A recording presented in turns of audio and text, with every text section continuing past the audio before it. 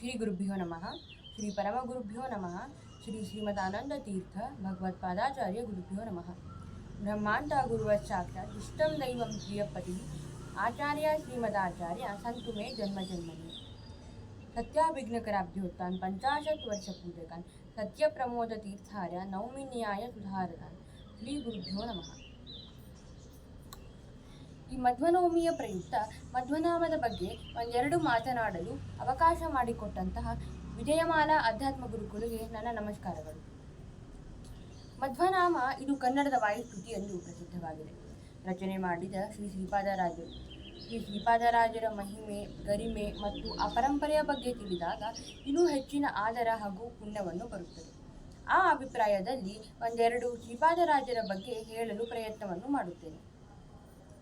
ಶ್ರೀಮದಾನಂದ ತೀರ್ಥ ಭಗವತ್ಪಾದಾಚಾರ್ಯರ ಅಚ್ಚುಮೆಚ್ಚಿನ ಶಿಷ್ಯರು ಶ್ರೀ ಪದ್ಮನಾಭ ತೀರ್ಥರು. 15ನೇ ಸರ್ಗದ ಸುಮಧ್ವಿಜಯದಲ್ಲಿ ಹೇಳುತ್ತಾರೆ, ಆಚಾರ್ಯರ ತುಂಬ ಚೆನ್ನಾಗಿ ಸೇವೆಯನ್ನು ಮಾಡಿ ಅವರಿಂದ ವೇದಾಂತ ವಿದ್ಯೆಯನ್ನು ಕಲಿತು ಉತ್ತರಾಧಿಕಾರಿತ್ವವನ್ನು ಪಡೆದ ಮಹಾನುಭಾವರು ಶ್ರೀ ಪದ್ಮನಾಭ ತೀರ್ಥರು. ಪದ್ಮನಾಭ ತೀರ್ಥರ ಶಿಷ್ಯರು ಲಕ್ಷ್ಮೀಧರ ತೀರ್ಥರು. ಲಕ್ಷ್ಮೀಧರ ತೀರ್ಥರ ಶಿಷ್ಯರು ಸಂಕರ್ಷಣ ತೀರ್ಥರು. ಸಂಕರ್ಷಣ ತೀರ್ಥರ ಶಿಷ್ಯರು ಪರಶುರಾಮ ತೀರ್ಥರು. ಪರಶುರಾಮ ತೀರ್ಥರ ಶಿಷ್ಯರು ಆದಿರಾಜ ತೀರ್ಥರು. ಆದಿರಾಜ ತೀರ್ಥರ ಶಿಷ್ಯರು ಸತ್ಯವ್ರತ ತೀರ್ಥರು. ಸತ್ಯವ್ರತ ತೀರ್ಥರ ಶಿಷ್ಯರು ಸ್ವರ್ಣವರ್ಣ ತೀರ್ಥರು. ಸ್ವರ್ಣವರ್ಣ ತೀರ್ಥರ ಶಿಷ್ಯರೇ ಮಹಾನುಭಾವರು ಶ್ರೀ ಶ್ರೀಪಾದರಾಜರು. ಅಹಿಶಯನನ ಒಲುಮೆಯಿಂದ ಮಹಿಯೊಳೊಮ್ಮೆ ಶ್ರೀಪಾದರಾಯರ. ಅಹಿಶಯನನ ಒಲುಮೆಯಿಂದ ಮಹಿಯೊಳೊಮ್ಮೆ ಶ್ರೀಪಾದರಾಯರ. ಮಹಿಮೆ ಸಾಲದೆ ಮಹಿಮೆ ಸಾಲದೆ ಮಹಿಮೆ ಸಾಲದೆ ಇಷ್ಟೇ ಮಹಿಮೆ ಸಾಲದೆ.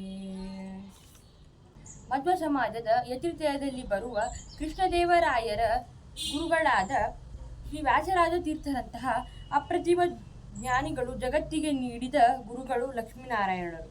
ಇವರೇ ಮುಂದೆ ಶ್ರೀ ಶ್ರೀಪಾದರಾಜರು.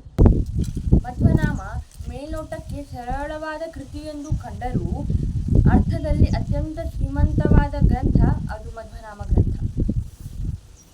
ಎಲ್ಲ ಮಧ್ವ ಜಿಜ್ಞಾಸಿಗಳಿಗೆ ವಾಯುದೇವರದ ಜೀವೋತ್ತಮತ್ವದ ಪರಿಚಯ, ಸಂಸ್ಕೃತ ಭಾಷೆಯಲ್ಲಿದ್ದ ಸುಮಧ್ವ ವಿಜಯ ಹಾಗೂ ವಾಯುಸ್ತುತಿ ಎಂಬ ಗ್ರಂಥಗಳಿಗೆ ಎಲ್ಲ ಪ್ರಮೇಯಗಳನ್ನು ಮಾಡಿ ಜನಸಾಮಾನ್ಯರಿಗೆ ಎಲ್ಲರಿಗೂ ಹಾಗೂ ಸ್ತ್ರೀಯರಿಗೂ ಕೂಡ ಮನಮುಟ್ಟುವಂತೆ ಮಾಡಿದರು ವಾಯುದೇವರು. ವಾಯುದೇವರ ಜೀವೋತ್ತಮತ್ವ ಹಾಗೂ ವಾಯುದೇವರಲ್ಲಿ ಇರುವ ಸರ್ವೋತ್ತಮತ್ವದ ಜ್ಞಾನ ಇದ್ದದ್ದು ಜಗತ್ತಿಗೆ ತಿಳಿಸಲು ಕೊಟ್ಟ ಗ್ರಂಥವೇ ಶ್ರೀ ಮಧ್ವನಾಮ ಗ್ರಂಥ. ಪುರುಷರಿಗೆ ಹೇಗೆ ವಾಯುಸ್ತುತಿ ಮಾಂಗಲ್ಯದ ಸ್ಥಾನದಲ್ಲಿ ಇದೆಯೋ ಹಾಗೆ ಸ್ತ್ರೀಯರಿಗೂ ಕೂಡ ಮಧ್ವನಾಮ ಇರುವುದು ಮಾಂಗಲ್ಯದ ಸ್ಥಾನದಲ್ಲಿ ಇದೆ. ಮೊದಲನೇ 4 ಪದ್ಯ ಇದು ವಾಯುದೇವರ ಬಗ್ಗೆ ಹೇಳಿದ್ದಾರೆ. ಇದು 4 ಪದ್ಯ ಹೇಳಲು ಸಂಕೇತ ಏನು ಅಂದರೆ 4 ತತ್ವಗಳು: ಪುರುಷ ತತ್ವ, ಪ್ರಕೃತಿ ತತ್ವ, ಬ್ರಹ್ಮ ತತ್ವ ಹಾಗೂ ವಾಯು ತತ್ವ.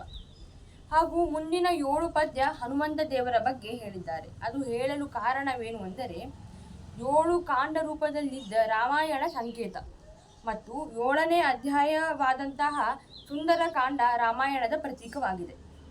ಮುಂದಿನ 10 ಪದ್ಯ ಭೀಮಸೇನ ದೇವರ ಬಗ್ಗೆ ಹೇಳಿದ್ದಾರೆ. ಭೀಮಸೇನ ದೇವರ 10 ಗುಣಗಳನ್ನು ಇಲ್ಲಿ ವರ್ಣನೆ ಮಾಡಿದ್ದಾರೆ. ಭಕ್ತಿ, ಜ್ಞಾನ, ವೈರಾಗ್ಯ, ಪ್ರಜ್ಞಾ, ಯೋಗ, ಬಲ, ಚೈವ ಹೀಗೆ 10 ಗುಣಗಳ ಹೇಳಿದ್ದಾರೆ. ಮತ್ತು ಮುಂದಿನ 5 ಪದ್ಯ ಪಂಚಭೇದ: ಜೀವ ಜಡಭೇದ, ಜೀವ ಈಶ ಭೇದ, ಹೀಗೆ 5 ಭೇದವನ್ನು ಹೇಳಿದ್ದಾರೆ.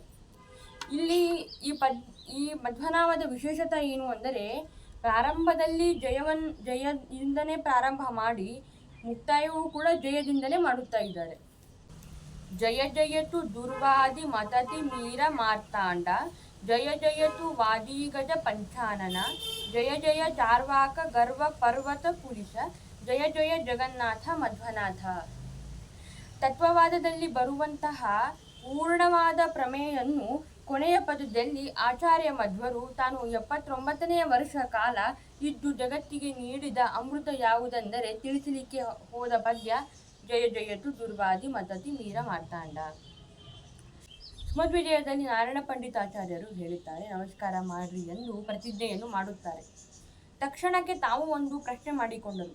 ಇವಾಗ ಹೊರಗಿನ ಬೆಳಕು ಹಾಗೂ ಆಚಾರ್ಯ ಮಧ್ವರೆಂಬ ಸೂರ್ಯ ಈ ಎರಡರಲ್ಲಿ ಏನು ವ್ಯತ್ಯಾಸ ಇದೆಯಾ ಎಂದು ಪ್ರಶ್ನೆ ಮಾಡಿಕೊಂಡರು.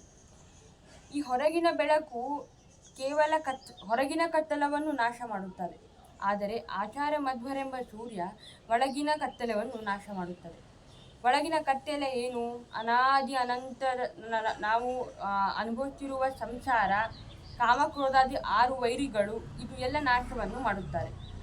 ಇವುಗಳನ್ನು ಕಳೆದು ಹಾಕಲು ಆಚಾರ್ಯ ಗುರುಗಳಿಗೆ ಮಾತ್ರ ಸಾಮರ್ಥ್ಯ. ಈ ಕಾಮಕ್ರೋಧಾದಿ ಅರಿಷಡ್ ವರ್ಗಗಳು ಕಳೆದು ಜ್ಞಾನ ಭಕ್ತಿ ವೈರಾಗ್ಯ ರೂಪವಾದ ಬೆಳಕನ್ನು ಕೊಡಲಿಕ್ಕೆ ಆಚಾರ್ಯರಿಗೆ ಮಾತ್ರ ಸಾಮರ್ಥ್ಯ. ಜಯತು ವಾದಿಗದ ಪಂಚಾನನ. ಒಬ್ಬ ಪುಂಡಲಿಕಪುರಿ ಎಂಬ ದೊಡ್ಡ ಮಾಯಾವಾದಿ ವಿದ್ವಾಂಸ. ಇವನು ಆಚಾರ್ಯ ಜೊತೆಗೆ ವಾಕ್ಯಾರ್ಥ ಮಾಡಬೇಕೆಂದು ಉತ್ಸುಕನಾಗಿ ಬಂದವನು. ಮರುದಿನ ವಾಕ್ಯಾರ್ಥ ಆಗಬೇಕಾಗಿದೆ. ಇಂದಿನ ದಿನನೇ ಅವನು ಬೇರೆದವರ ಕಡೆಯಿಂದ ಆಚಾರ್ಯರ ಸಾಮರ್ಥ್ಯ, ಆಚಾರ್ಯದ ತತ್ವಜ್ಞಾನವನ್ನು ಕೇಳಿ ಅದರ ಬಗ್ಗೆ ತಿಳಿದು ಹಿಂದಿನ ದಿನ ರಾತ್ರಿನೇ ಹೊರಟೆ ಹೋದನು. ನಖಸ್ತುತಿಯಲ್ಲಿ ಹೇಳುತ್ತಾರೆ, ಹಿರಣ್ಯಕಶಿಪ ಹೇಗಿದ್ದ ಅಂದರೆ ಮದ ಏರಿದ ಆನೆಯಂತೆ ಇದ್ದ.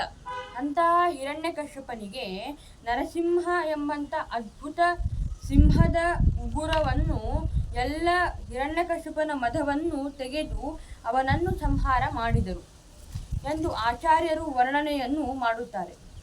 ಅದೇ ಪ್ರಮೇಯ ಇಟ್ಟುಕೊಂಡು ಶ್ರೀಪಾದರಾಜರು ಆಚಾರ್ಯರ ಮಧ್ವರಿಗೆ ಸಿಂಹ ಎಂದು ಹೋಲಿಸಿದ್ದಾರೆ. ಜಯ ಜಯತು ಚಾರ್ವಾಕ ಗರ್ವ ಪರ್ವತ ಕುಲಿಶ. ಇದು ಅತ್ಯಂತ ಅಬದ್ಧವಾದ ಮತ. ಅತೀಂದ್ರಿಯವಾದ ಯಾವುದೇಯನ್ನು ಪದಾರ್ಥಗಳು ಒಪ್ಪುವುದಿಲ್ಲ. ಕೇವಲ ಪ್ರತ್ಯಕ್ಷ ಪ್ರಮಾಣ ಹೇಳುವ ಮತ ಇದು ದುರ್ವಾದಿಗಳದ ಅಲ್ಲ. ಪುಣ್ಯ ಪಾಪ ಇಲ್ಲ, ಯಾವುದೇ ಇಲ್ಲ, ಮತ್ತೆ ಕೇವಲ ಪ್ರತ್ಯಕ್ಷ ಹಾಗೂ ಸತ್ಯ ಅದೇ ಪ್ರಮಾಣ ಎಂದು ಹೇಳುತ್ತಾರೆ. ಶಾಸ್ತ್ರದ ಪ್ರಕಾರ ಹೇಳಬೇಕೆಂದರೆ ಶಾಸ್ತ್ರ ಒಪ್ಪುವುದಿಲ್ಲ, ವೇದದ ಪ್ರಕಾರ ಹೇಳಬೇಕಾದರೆ ವೇದವನ್ನು ಒಪ್ಪುವುದಿಲ್ಲ.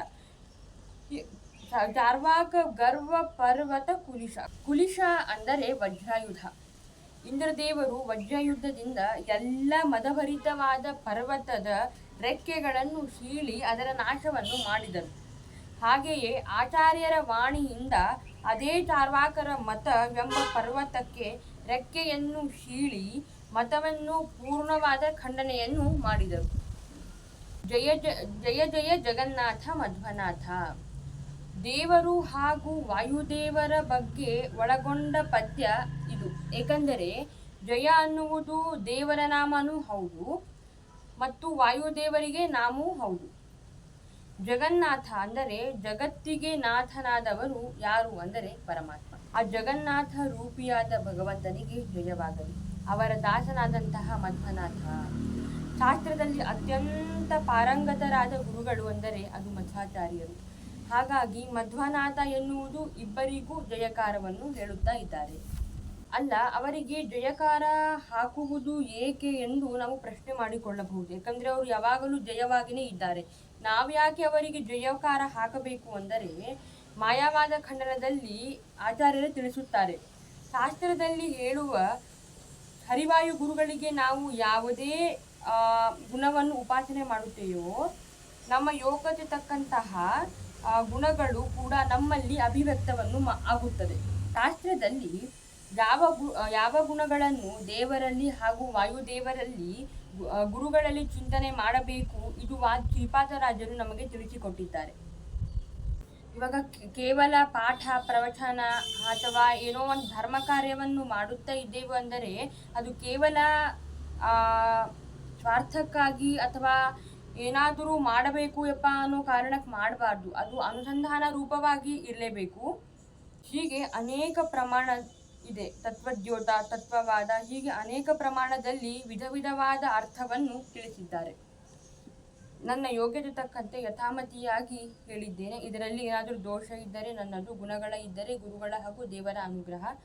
ಇದಂ ಜ್ಞಾನಂ ಹರೇರ್ಪೂಜಾ ಹರೇರೇವೋ ಉದಿತಂ ತಥಾ ಅಧೀನಂ ಚ ಸರ್ವತ್ರ ನಿತ್ಯಂ ವ್ಯನ್ನಾಸಂ ಹರೋಕ್ತಃ. ಶ್ರೀಕೃಷ್ಣಾರ್ಪಣಮಸ್ತು. ನನಗೆ ಈ ಅವಕಾಶ ಮಾಡಿಕೊಟ್ಟಂತಹ ಹರಣಿ ಪಗಡಾಲ್ ಮಾವಿಗೂ ನನ್ನ ನಮಸ್ಕಾರಗಳು. ಶ್ರೀಕೃಷ್ಣಾರ್ಪಣಮಸ್ತು.